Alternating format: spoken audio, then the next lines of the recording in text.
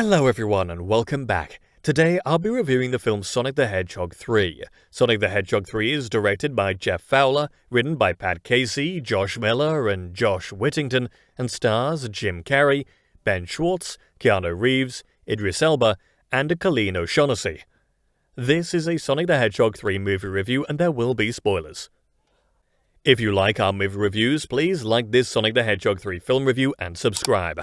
Once subscribed, click the bell notification box to be instantly notified of new reviews. Please also consider supporting us through a channel membership or by becoming one of our patrons on Patreon at patreon.com/FilmBook.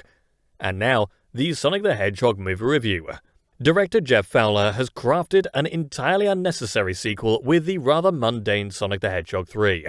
I spoke too soon after enjoying Sonic the Hedgehog 2 and thinking we needed more of these video game-based films. While kids might eat these movies up, I feel like it's time to put this franchise to bed, although there will indeed be a fourth movie, as it was just announced today. Sonic, Tails, and Knuckles are certainly cute characters, but if I want to see them in action, I can see a quick clip of the cartoon on YouTube, instead of sitting through a bloated movie like Sonic the Hedgehog 3, which has a ridiculous plot that can barely be followed unless you're a 7-year-old boy putting in the extra effort to follow it. Jim Carrey is back in a wacky dual role here that doesn't do the actor any justice. Carrey himself admitted he needed the money. It shows. Usually, a sequel movie's creativity is somewhat displayed in its title. This one just calls itself Sonic the Hedgehog 3. And while I had no problem with that kind of lack of ingenuity the second time out, it feels just plain lazy to not add more to the title than just a number. Carrey acts really goofy, and kids will probably laugh in spots, but his jokes are offensive, and his dance number in the movie as he goes through some red security beams is clearly a desperate attempt at zany humor that basically falls flat. There is some positive energy here in the form of Idris Elba as Knuckles, our redhead friend from Part 2. Elba is having fun playing his character straight and with little sense of humor. Elba's dry humor is simply perfect in spots throughout the picture. All three of the main characters race at the beginning of the movie, but Knuckles and Tails secretly sneak away to help with the unveiling of Sonic's surprise birthday party. There is a new addition to the storyline this time though, called Shadow. The whole conception of the character of Shadow is a misfire. Shadow was held captive in water for 50 years and was involved with a young human girl named Maria earlier on in his life. Maria and Shadow were like peas and carrots, but something unfair happened which separated them and threatened to jeopardize Shadow's very existence. Shadow is mad, and he has every right to be. Keanu Reeves voices this character well, but Shadow is just a catalyst for a long-winded plot involving keycards and a bunch of characters who basically run around the room while the audience tries to figure out what their motivations are and keep tabs on everyone. Kristen Ritter plays Detective Rockwell. Let it be said that Ritter's always had a very noticeable on-screen personality on television. Not here though. She plays her role strictly by the numbers this time.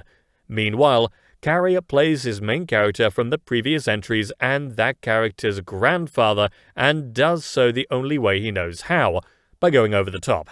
There's a distinct sense of humor that Carrey has that works in a scene where a long-haired Carrey gets a haircut, but his main character and the grandfather's sense of humor and long twirly moustaches get old quickly.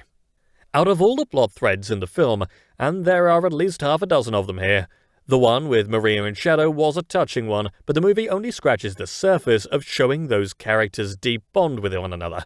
The movie instead flings action scene after action scene at the audience. It's exhausting and not entertaining to watch like it was the last time around.